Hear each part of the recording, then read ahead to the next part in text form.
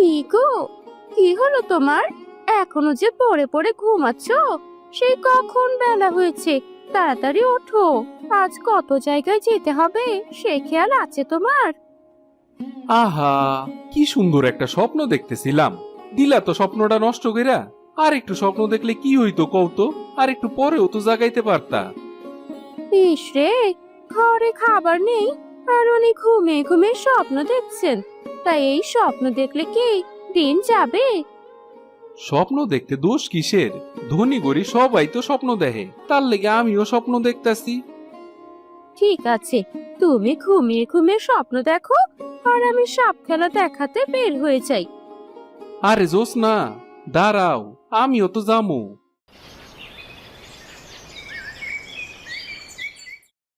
আজও যদি সাপ খেলা দেখাতে না পারি, তাহলে পেটে একটা দানাও চড়বে না, এই বলে দিলাম। এরকমটা কেউ করে নাকি কওতো? আমারে ফেলায় রেখেই চলে যাইতেছো? যাবই তো, আর একটু দেরি হলে নদী পারাপারের জন্য মাছিও পাবো না। হ, তাই তো, আমি তো ভুলেই গেছিলাম। চলো চলো, তাড়াতাড়ি চলো। ওই তো মাঝিরে দেখা যাইতাছে, তাড়াতাড়ি চলো। ও মাছি ভাই, মাছি ভাই, একটু দাঁড়াও ভাই, আমাদেরকে নিয়ে যাও। তোমাগরে নিতে পারুম না, দেখো না নৌকায় বেশি মানুষ উঠা পড়ছে। এখন যদি তোমাকে নৌকায় নেই তাইলে তো নৌকা ডুইবা যাইব। বলো কি মাছি ভাই, আচ্ছা ঠিক আছে, আমরা অন্য কারোর নৌকা দিয়ে যাব, তুমি বরং যাও। কিন্তু জোস না, আমগো যদি আর একটা নৌকার অপেক্ষা করতে হয়, তাইলে তো গোবিন্দপুরে যাইতে অনেক দেরি হয়ে যাইব রে। হ্যাঁ, তুমি ঠিকই বলেছো, কিন্তু কি করব বলো তো? ইহানে তো আর কারোই নৌকা দেখতে পাইতাছি না। আরে, ওই তো, ওই তো একটা নৌকা দেখতে পাইতাছি, কিন্তু মাঝি তো দেখতে পাইতাছি না। তাতে কি হয়েছে, তুমি নৌকা চালিয়ে নেবে, চলো গিয়ে উঠে পড়ি। হ হ, তাই চল, সময় নষ্ট না করে আপাতত এই নৌকা দিয়ে এই নদীটা পার হই। হ্যাঁ, তাড়াতাড়ি করো। কিন্তু কার না কার নৌকা এটা, যদি আবার আমগরে চোর ভাইবা বসে। আহা, এত চিন্তা করছো কেন? যার নৌকা সে ওই পারে গেলেই পেয়ে যাবে, আমরা তো আর নৌকা বিক্রি করে দিচ্ছি না। ওই লোকটা মনে হয় আমগরে ডাকতাছে। আরে ও সাপুরে, আমার নৌকা নিয়া কই যাইতাছ? একটা কাজে যাইতাছি। আহা, আমার নৌকাটা তো দিয়া যাইবা, আমার তো আবার গন্ধে যাইতে হইব। তোমার নৌকাটা ওই পারের ঘাটে বাঁধা থাকবো, ওই পারে আইসা তারপর নিয়ে যাইও। আমগো অনেক তাড়া আছে, এখন আর ফিরতে পারবো না। আচ্ছা, ঠিক আছে। আজ নৌকার জন্য বড্ড দেরি হয়ে গেল, কিভাবে সাপের খেলা দেখিয়ে সন্ধ্যার আগে বাড়ি ফিরতে পারবো বলো তো? এত চিন্তা কইরো না তো, একটা ব্যবস্থা ঠিকই হয়ে যাইব। দেহ, গোবিন্দপুর গ্রামটা কত সুন্দর, তাই না? হ্যাঁ তাই, এই গ্রামটার চারপাশে সবুজ আর সবুজ, দেখতে ভালোই লাগছে। এই তো, এবারে চইলে আসছি, এইবার নৌকাতে নাইমা পড়ো। এই তো নামছি, এবার চলো গ্রামের ভেতরে যাওয়া যাক।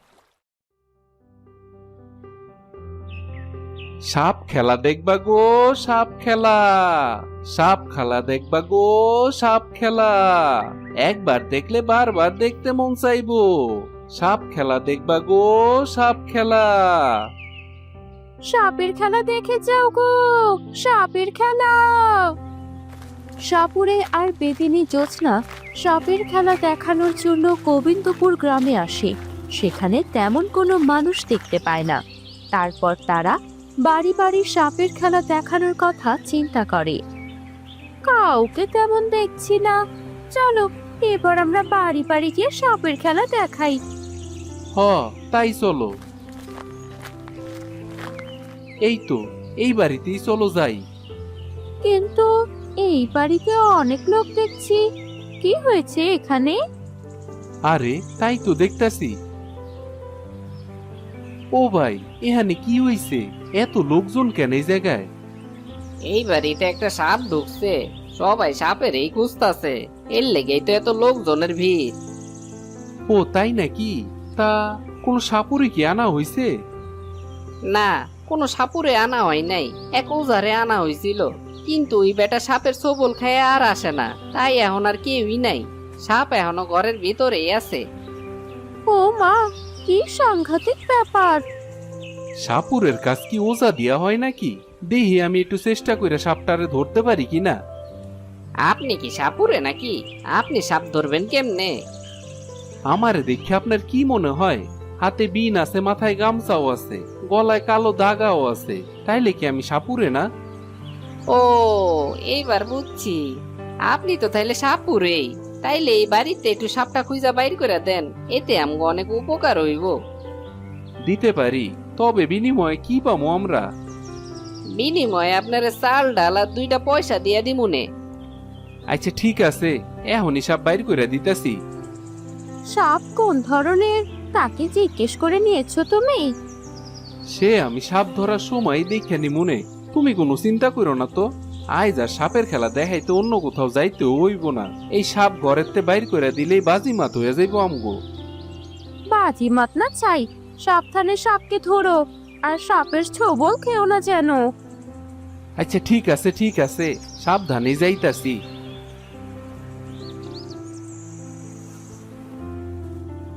এরপর সাপুরে অনেক দক্ষতার সাথে ঘর থেকে সাপ বের করে দেয়। এতে সবাই খুশি আর চিন্তা মুক্ত হয়। সবাই তাকে চাল ডাল আর 2 পয়সা দেয়। এই নিয়ে সাপুরে আর বেদেনি বাড়িতে চলে যায়।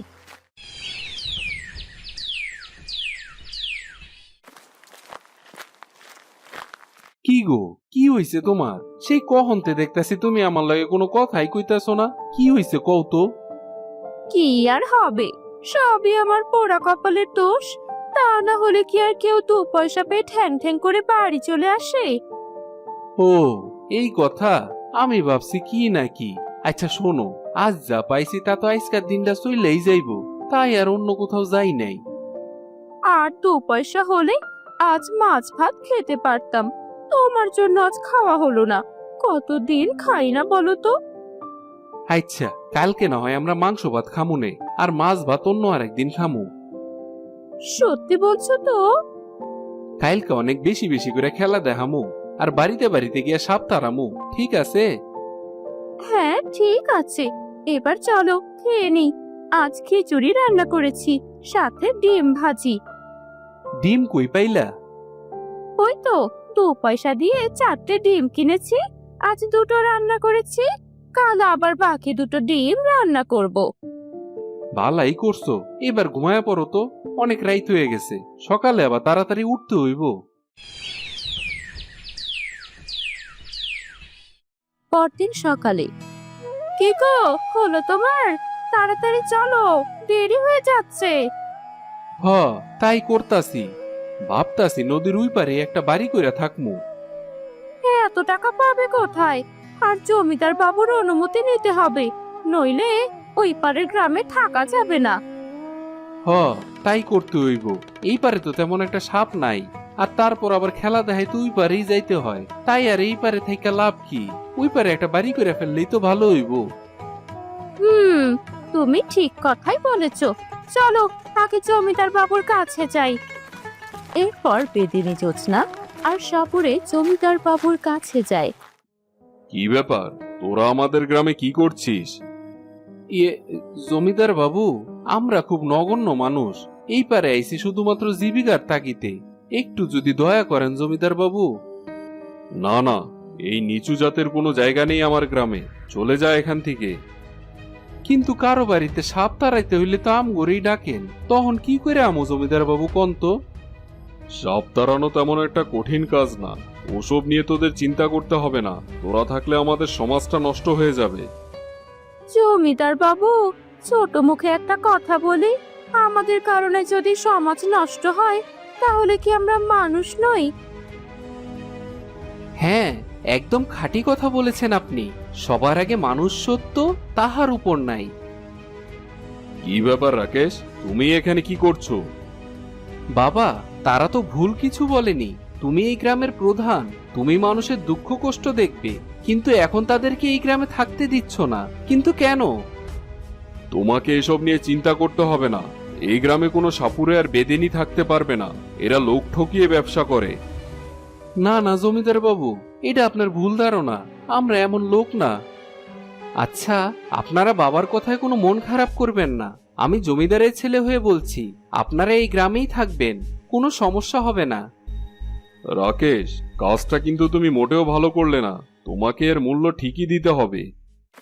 এই কথা বলে জমিদার চলে যায়। সাপুরে আর বেদেনি জমিদারের ছেলেকে ধন্যবাদ জানিয়ে চলে যায়। তারপর গ্রামের একটা জায়গায় ছোট্ট একটা ঘর তোলে। আজ থেকে নিজেদের ঘরে থাকবো, ভাবতেই অবাক লাগছে গো। কোনোদিন কি ভাইবা দেখছো নিজের একটা বাড়িতে থাকতে পারবা? না গো না, যাক এবার থাকার একটা সুরাহা হলো। তা তুমি কখন সাপের খেলা দেখাতে যাবে শুনি? এই তো খাবার খাইয়ে বাইর হয়ে যাবো, বেশি দেরি করবো না। আমি এখনই রান্না চাপিয়ে দিচ্ছি, তুমি বাড়ির চারপাশটায় বাঁশের বেড়া দিয়ে দিও, তাহলে আর গরু ছাগল বাড়িতে ঢুকতে পারবে না। হ, আমি এখনই সব ঠিক করে দিতেছি।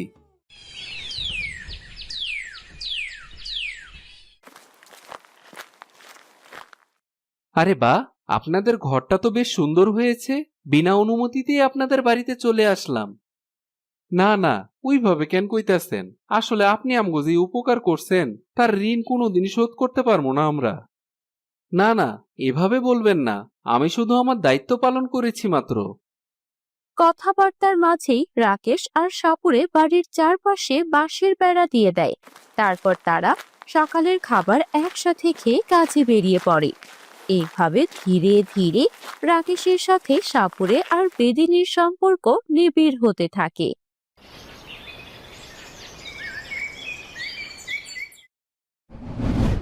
আরে, আরেকটু হইলেই তো এই সাপে আমার সবল দিয়ে দিত। আপনাকে আরো সচেতন হতে হবে, না হলে ভবিষ্যতে অনেক বড় দুর্ঘটনা ঘটতে পারে।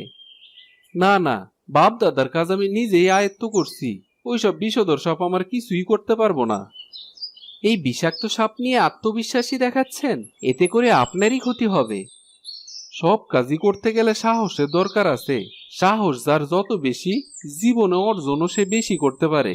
আপনি ওইটু চেষ্টা করে দেখেন, পারবেন আপনি।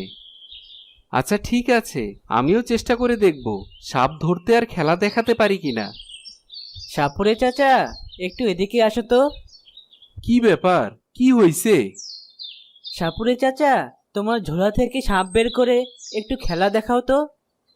আইজ আর না বাসা, অন্য আর একদিন খেলা দেখা মনে, আজকে আর সময় নাই, আইজ অনেক বেলা হয়ে গেছে। আচ্ছা ঠিক আছে, আরেকদিন সময় করে আমাকে সাপের খেলা দেখিও, কিন্তু ভুল করো না যেন।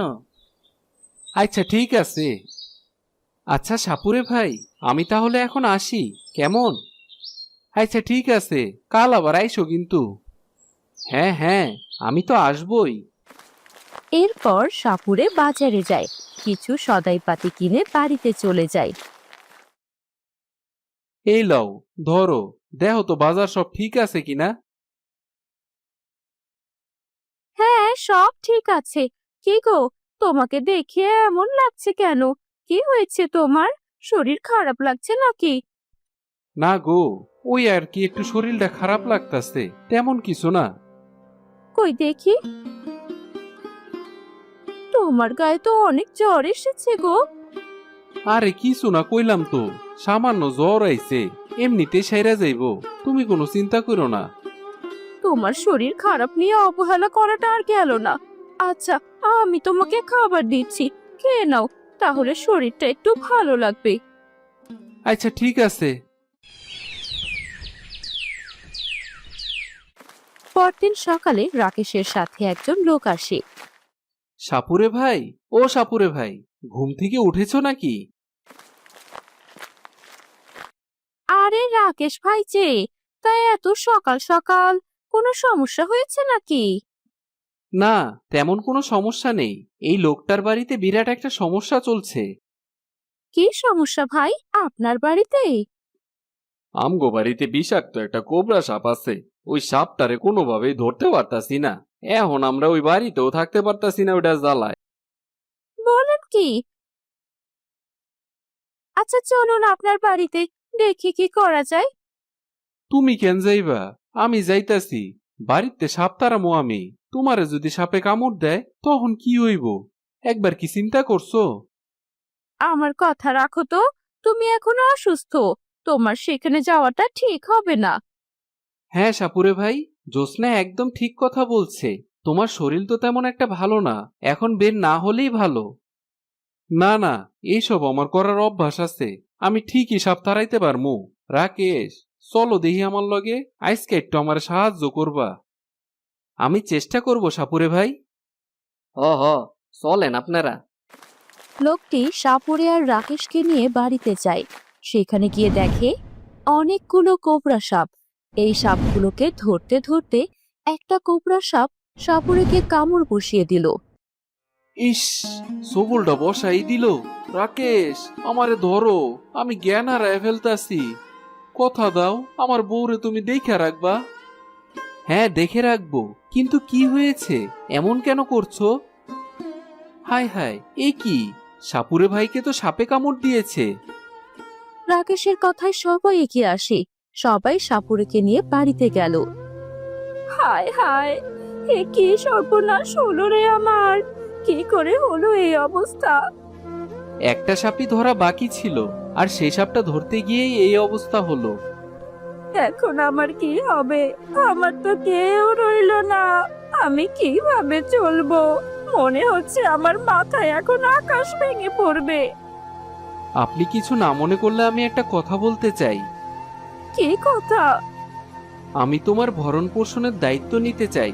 তুমি কি আমার কথায় রাজি আছো? কি করে একমত হই বলুন তো? আপনি উঁচু জাতের আর আমি নিচু জাতের। আমি বেদেনি, সাপ খেলা দেখাই, আর আপনি জমিদারের ছেলে। জমিদারের ছেলে বলে তো কোনো কথা না। আমি মানুষ হয়ে অন্য মানুষকে সাহায্য করতে চাচ্ছি। না না, যদি জমিদার বাবু জানেন তাহলে আপনাকে বাড়ি থেকে বের করে দেবেন। এ আমি হতে দিতে পারি না। আমার কোনো সমস্যা নেই। আমি যতটুকু সাপুরের কাজ শিখেছি ততটুক দিয়েই চলবে। তবে আমি তোমাকে খুশি রাখার চেষ্টা করব। না না না, আপনি চলে যান, এখনো সময় আছে।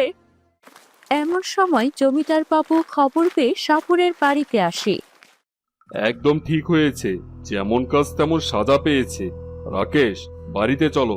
দেখছই তো সাপ ধরতে গিয়ে কি হাল হলো। না বাবা, আমি তোমার সাথে যেতে পারবো না, আর জ্যোৎস্নাকে একা রেখেও যেতে পারবো না। এ কেমন কথা বললে তুমি? তুমি আমার ছেলে, আমার ঘরে যাবে না কোথায় যাবে? আমায় বাড়ি নিয়ে গেলে জ্যোৎস্নাকেও আমার সাথে নিয়ে যেতে হবে। না না, তা হয় না। এই নিচু জাতের মেয়েকে আমি আমার বাড়িতে নিয়ে যেতে পারবো না। বাবা, আমি জ্যোৎস্নাকে বিয়ে করতে চাই, কারণ আমি সাপুরে ভাইকে কথা দিয়েছি জ্যোৎস্নাকে আমি দেখে রাখবো। কি কি বললে তুমি এটা? তোমার হেয়ালিপনা রেখে বাড়িতে চলো, আর যেন কোনো কথা শুনতে না হয় আমাকে। বাবা, আমি যেতে পারবো না। তুমি কেন বুঝতে পারছো না? এই মেয়ে কি তোমাকে জাদু করেছে নাকি? না বাবা, কোনো জাদুর কাজ না। আমি যাকে কথা দিয়েছি সেই কথাটা রাখছি আর কি। আর এই সাপুরেদের কাজ আমার কাছে খারাপ লাগে না। আচ্ছা ঠিক আছে, তুমি যখন আমার কথা শুনছই না, আমিও তোমাকে ত্যাগ করলাম।